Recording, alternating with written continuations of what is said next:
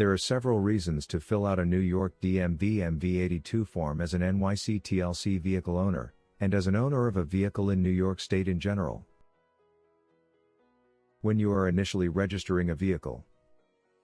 When you are renewing a vehicle registration. Transferring a vehicle registration to another car.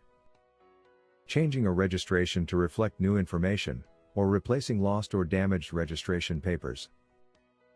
Requesting a copy of your vehicle's original title. In this video we are only going to focus on filling out the MV-82 form as it relates to removing your TLC plates from storage, as this video complements our How to Remove Your TLC Plates from Storage video. Since the process also happens to be very similar to renewing your vehicle registration, the video can effectively be used as a guide for both processes.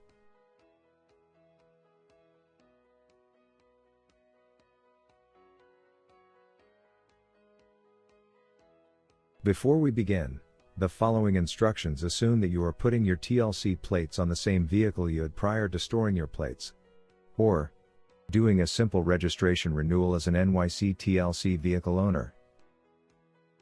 We will have a separate video related to completing TLC vehicle transfers, or how to transfer your TLC plates to a new vehicle. In addition, for vehicle registration renewals, the easiest way to renew is to return the renewal slip with payment details filled in, that the New York DMV sends you by mail approximately 1 month before the registration expires.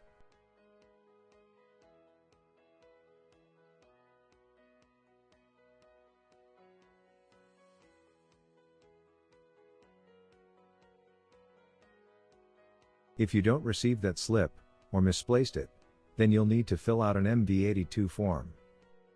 Remember, you can no longer renew TLC registrations online, so be sure to mail either the renewal slip, or MV-82 form with relevant documents, which we will overview next, a few weeks before your registration expires. There are certain brokers who provide a same-day renewal service as well for a small fee. If you are interested in connecting with them, please email info@automarketplace.io.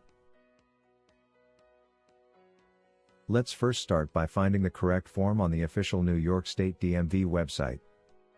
After clicking the first search result, which is a PDF, the MV-82 form opens up.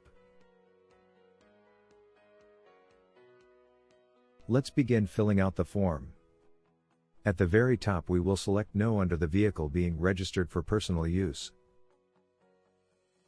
Next we will either select Register a new vehicle, if we are removing TLC plates from storage, or we will select Renew a registration, if we are doing a registration renewal.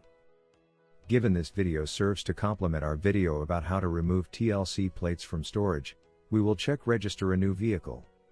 Note that the rest of the form is almost identically filled out for both removing TLC plates from storage and registration renewals. Under Current Plate Number, we will leave that blank, since we are asking the TLC to issue us a new plate by using this form. Obviously, if you are doing a registration renewal, input your current plate information here. Moving on, in Section 1, you will fill out the relevant information. If your vehicle is owned by a corporation, you only fill out the corporation details here. Under Addresses, if your registration and mailing addresses are different, please make sure to note that. In Section 2, we fill out the vehicle details. The majority of this information can be found on your vehicle registration. Sometimes, unladen weight shows up as 0000 for some vehicles, but you can simply Google the make and model of your car to find this information. Almost all TLC vehicle owners will select No to answer the question about whether the vehicle was altered. If your vehicle was altered, please answer the remaining relevant questions. Section 3 we will skip over as it is usually not applicable for most TLC drivers. However, if it is applicable, please make sure to have the required documents, including a signature of the original owner authorizing the registration of his or her plates. In Section 4, usually the answers to both these questions are no. If they are not, please follow the additional instructions laid out. In Section 5, we will check the following boxes as a NYC TLC vehicle owner. Operates as a taxi. For hire. Vehicle used in New York City, Westchester, or Nassau counties. In Section 6, we print our name and sign the form certifying the information provided is accurate.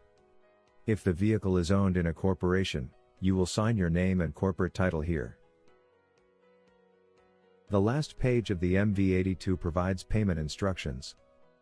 Remember, if you are removing your TLC plates from storage, you will be physically attending your appointment at the TLC's Long Island City facility, which has a DMV on site, so you will not need to fill this out. If you are renewing your registration by mail, please fill this form out. An important note here, we strongly recommend putting credit or debit card details versus sending a check or money order, because it's very hard to know the exact registration renewal amount, as it slightly varies by vehicle for different reasons. The DMV does mention you can send a blank check, but we feel that's overly complicated. The only time you should make a check or money order payable is when you are requesting an original title as highlighted in the document.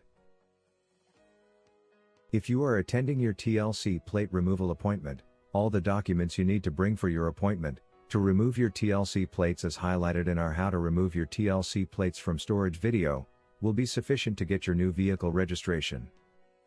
You just need to fill out the MV-82 form.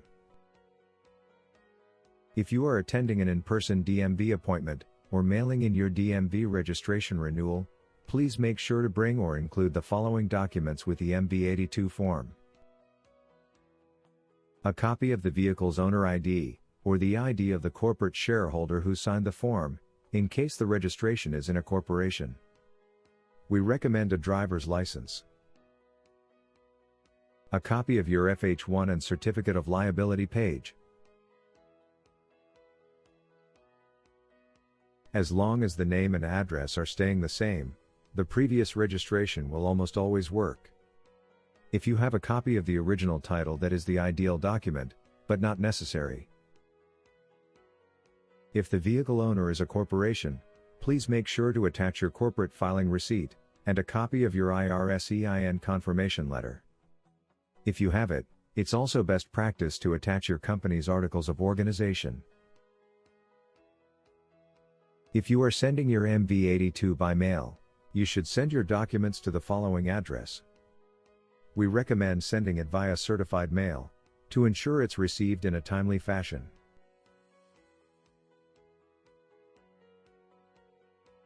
We hope you find this video helpful, and please let us know any questions in the comment section.